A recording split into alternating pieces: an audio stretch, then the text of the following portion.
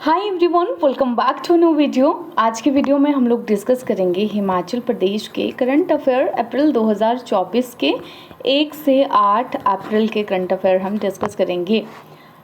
हमारी इस वीडियो में जो भी करंट अफेयर्स हम डिस्कस करते हैं वो हमने डिफरेंट सोर्सेज से कंपाइल किए होते हैं, जैसे कि दी ट्रिब्यून का Himachal page, times of India का हिमाचल पेज और अमर उजाला जो एक हिंदी न्यूज़पेपर है। तो चलिए शुरू करते हैं हमारी आज की इस डिस्कशन को। सबसे पहला हमारा करंट अफेयर है, what is architecture of Baijnath temple. ये करंट अफेयर नहीं है, एक्चुअली ये बैजनाथ टेम्पल के बारे में एक बड़ा सा आर्टिकल आया हुआ था और मैं आपको ये भी बताऊंगी कि ये क्यों इम्पोर्टेंट है। जैसे कि अभी पीजीटी हिंदी का एग्ज़ाम हुआ था, उसमें आपने ये वाला एक क्वेश्चन देखा होगा। इस क्वेश्चन को अगर आप लोग देखोगे ना तो हाँ, आप लोगों को ये वाला क्वेश्चन का जो है वो एंशिएंट हिस्ट्री में भी मिल जाएगा हिमाचल की। लेकिन टाइम टू टाइम ये वाले जो आर्टिकल्स, ये जो इस क्वेश्चन में जो भी स्टेटमेंट्स दी गई हैं, इससे रिलेटेड आर्टिकल्स भी आपके न्यूज़ में आए हुए थे। कांगड़ा फोर्ट तो बहुत सारी न्यूज़ में आया हुआ था। ये जो थर्ड स्टेटमेंट है आपकी कि कांगड़ा फोर्ट का ये विवरण इसमें ज़्यादा नहीं दिया गया है, ये स्टेटमेंट यहाँ पे रॉन्ग है, बिकॉज़ यही एक सोर्स है जिसमें कांगड़ा फोर्ट के बारे में बहुत डिटेल में बताया गया हुआ है। तो ये जो इस तरह की स्टेटमेंट्स है ना, मतलब पहले भी आप लोगों को बताया गया है कि जैसे करंट में भी जो टॉपिक्स रहते हैं स्टैटिक जीके वाले पोर्शन में, वहाँ से क्वेश्चंस बनते हैं। तो ये पूरा ऑब्वियस सी बात है, आपको एंशिएंट हिस्ट्री में भी मिल जाएगा हिमाचल की। लेकिन मेरा कहने का सिर्फ इतना ही मतलब है कि जो टॉपिक्स चले रहते हैं न्यूज़पेपर में, जिनके बारे में बार बार आर्टिकल्स आते हैं, कांगड़ा फोर्ट के बारे में, इसकी मेंटेनेंस के बारे में बहुत हम लोगों ने करंट अफेयर्स में कितनी बार डिस्कस किया होगा, नूरपुर फोर्ट के बारे में। तो बीच में से एक आधा फैक्ट द हिंदू में ये वाला आर्टिकल आया हुआ था जहाँ से ये थर्ड स्टेटमेंट डायरेक्ट उठा करके डाली हुई है, ठीक है। तो फिर इसलिए भी आप लोगों का करंट अफेयर पढ़ना थोड़ा ज़रूरी हो जाता है। चलिए हम अपनी डिस्कशन को आज शुरू करते हैं। What is architecture of Baijnath temple. तो ये आपका है यहाँ पर नगर स्टाइल का, सेकंड ऑप्शन करेक्ट है आपका, नगर स्टाइल का है। कब बना था ये?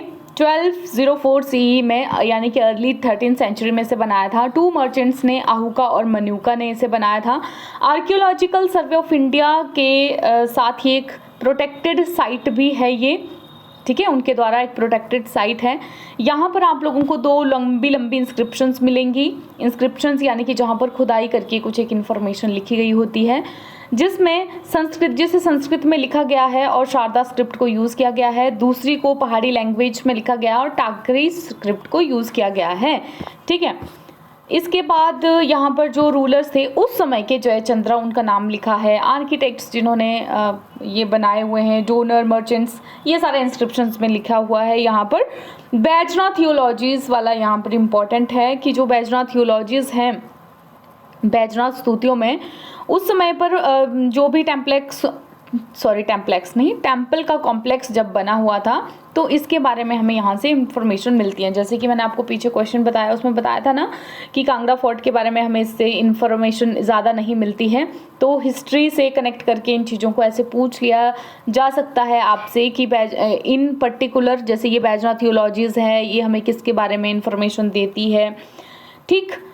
तो यहाँ पर जो नाम है सुशर्मपुरम, वो क्या बताता है हमें? बैजनाथ थियोलॉजीज़ में एक नाम दिया गया है सुशर्मपुरम, ये हमें बताता है किंगडम ऑफ कांगड़ा के बारे में, ठीक है। सुशर्मा चंद्र को माना जाता है कि इन्होंने कांगड़ा को स्थापित किया था, ठीक है।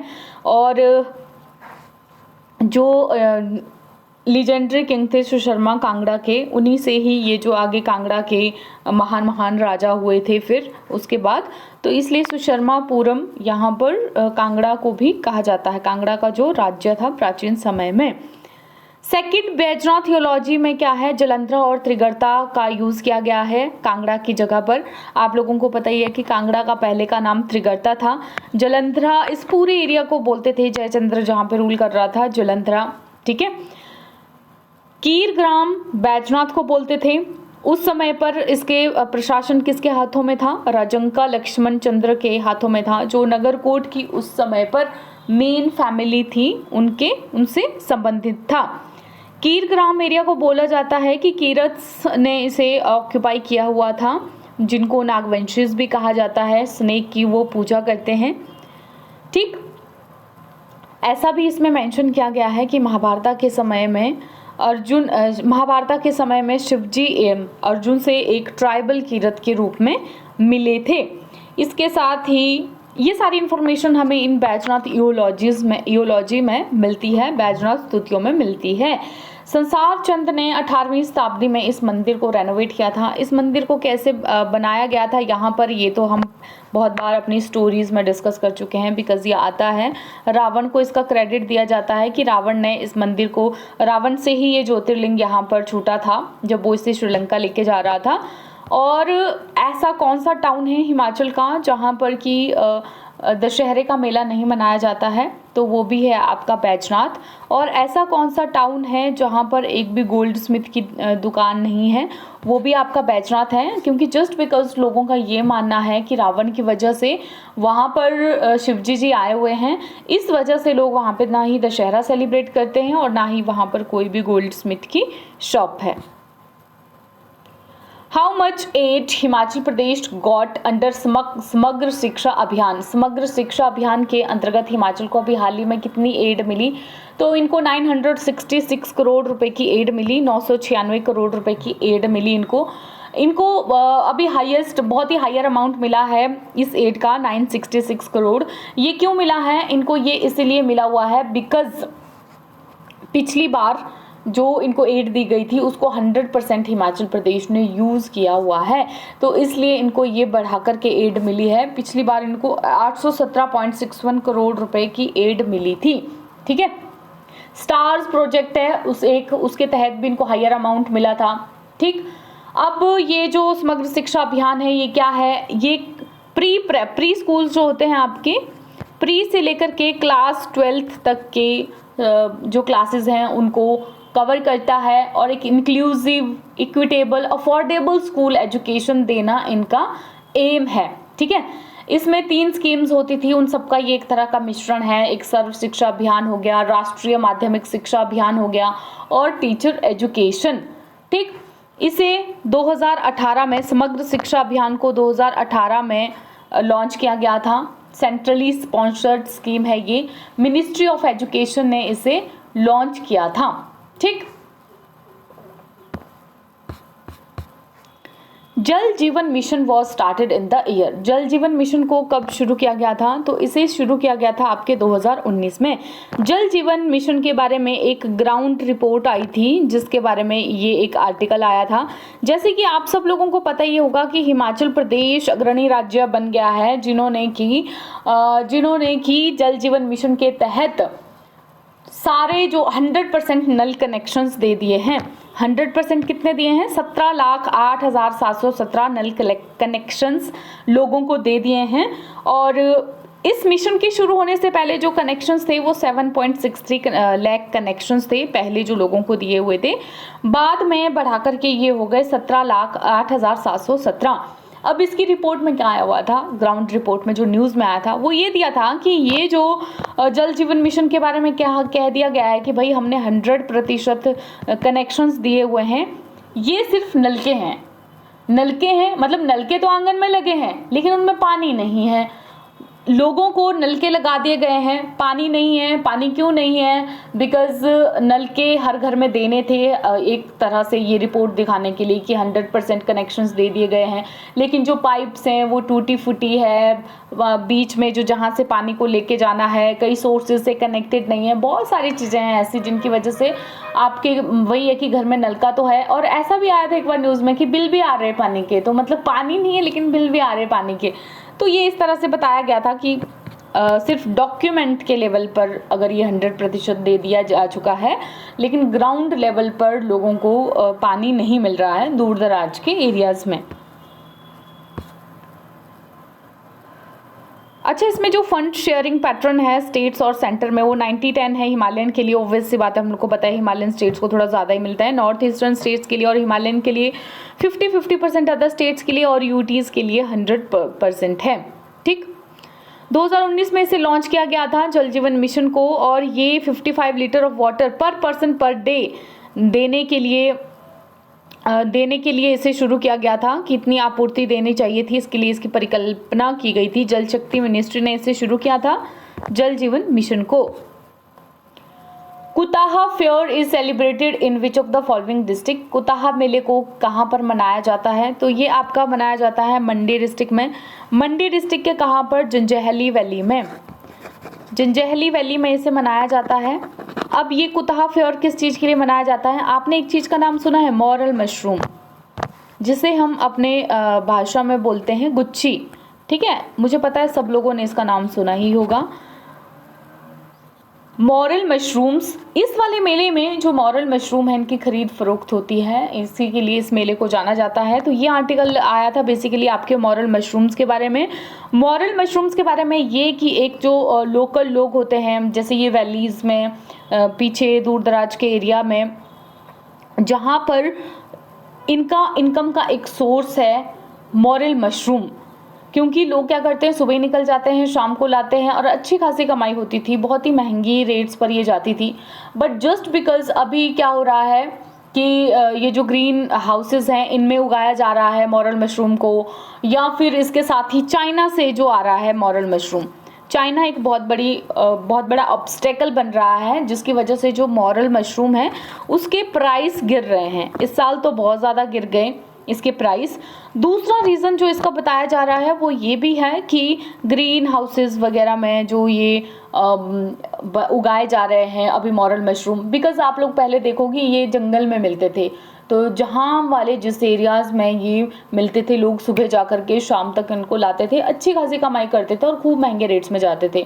अब भी अगर इनके रेट्स को देखें तो 3-4 हज़ार रुपये की कमी आई है पर क्विंटल जैसे भी ये जाते हैं।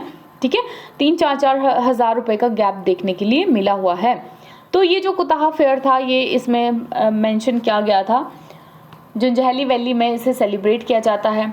ठीक, और ये जो मॉरल मशरूम है आप लोगों ने देखा ही होगा कि बहुत ही मतलब अच्छी डेलिकेसी हिमाचल प्रदेश की है। बड़े VVIPs लोग आते हैं जिनको ये परोसी जाती है। इवन हमारे PM जब भी हिमाचल आते हैं तो वो इसे ज़रूर खाते हैं। नेक्स्ट कुछ एक करंट अफेयर्स जो आपके नेशनल और इंटरनेशनल है। वर्ल्ड का first conversational AI with emotional intelligence EVI empathic voice interface has introduced by. भावनात्मक बुद्धिमत्ता के साथ दुनिया का पहला संवादात्मक AI EVI किसने पेश किया है? तो ये एक न्यूयॉर्क बेस्ड ऑर्गेनाइजेशन ने प्रस्तुत किया हुआ है ये। अब अगर आप इसको बात करोगे ना तो आप लोगों को पता ही है कि किस तरह से इमोशनल इंटेलिजेंस इसमें है ये। ठीक है, hume.ai यहाँ पर आप जा सकते हो, विजिट कर सकते हो hume.ai।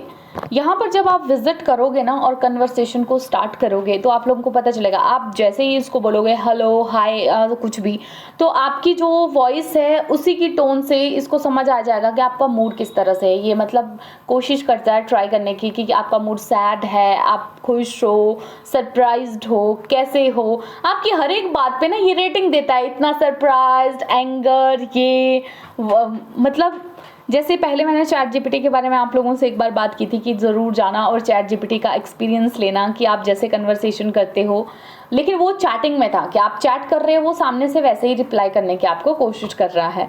ये जो है ये बोलने वाला है। ठीक है, आप बोलोगे तो आपकी वॉइस से इसको पता चलेगा और सामने से आपको एक वॉइस की तरह ही आवाज़ आएगी और आपको ऐसे लगेगा कि आप एक नॉर्मल ह्यूमन बीइंग की तरह बात कर रहे हो। मैक्सिमम मतलब बहुत ज़्यादा 80-90% तक आपको ऐसे लगेगा। आप जो भी बातें बोलोगे ये आपसे वैसे ही कन्वर्सेशन करने की कोशिश करता है। जैसे कि फॉर एग्जांपल आप ऐसे बोलोगे कि हाँ मैंने इस रिसर्च के बारे में अभी पढ़ा था इस तरह से, तो ये भी आपको बोलेगा ओ अच्छा ठीक है, मैंने तो ऐसा सुना है इस रिसर्च के बारे में, या मैंने नहीं सुना है, ये काफ़ी इंटरेस्टिंग लग रहा है। तो एक बार जा कर के इसका एक्सपीरियंस ज़रूर लेना। मैंने आज ही इसके साथ बात की है, अच्छा एक्सपीरियंस था। ठीक है, hume.ai ये मतलब कन्वर्सेशन से ना आपके इमोशंस को पकड़ता है। ठीक, आर्टिफिशियल इंटेलिजेंस बेस्ड है इमोशनल इंटेलिजेंस के साथ।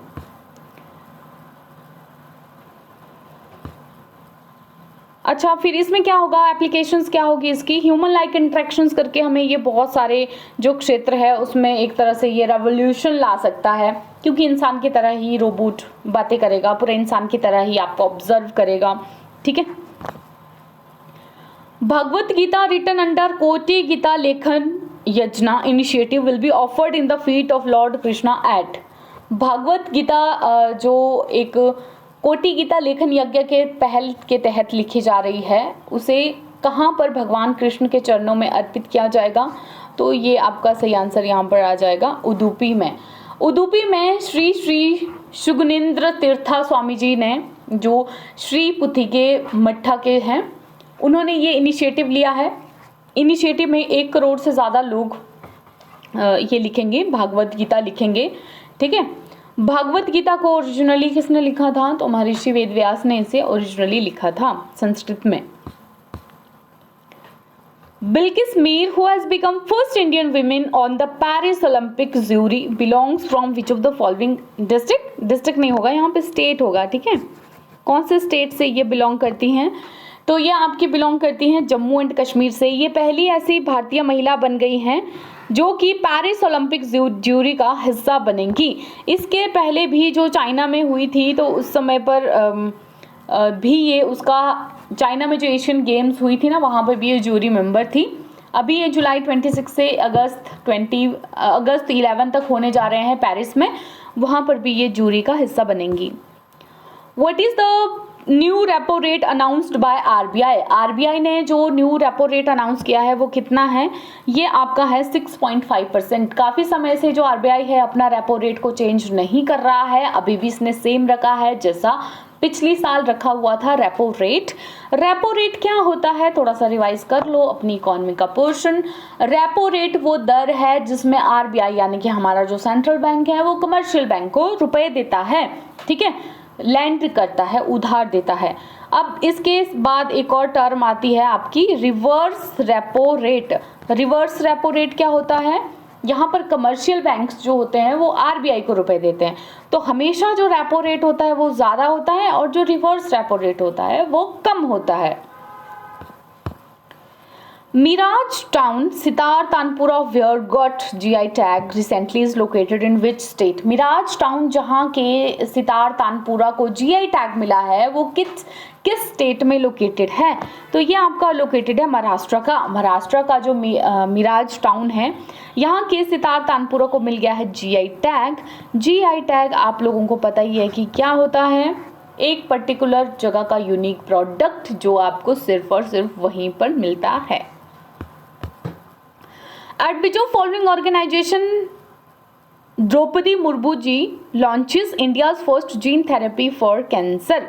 इंडिया की पहली जीन थेरेपी कैंसर के लिए किस जगह पर उन्होंने लॉन्च किया? अभी द्रौपदी मुर्मू जी हमारी प्रेसिडेंट ने, ये आपका यहाँ पर आईआईटी बॉम्बे।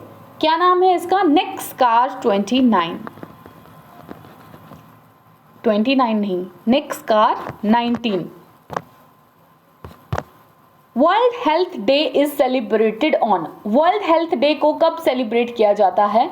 तो वर्ल्ड हेल्थ डे को आपका सेलिब्रेट किया जाता है 7 अप्रैल को। इस बार की जो वर्ल्ड हेल्थ डे था उनकी थीम क्या थी? इस बार के हेल्थ डे की स्कीम थी माई हेल्थ माई राइट, ये इस बार की थीम थी।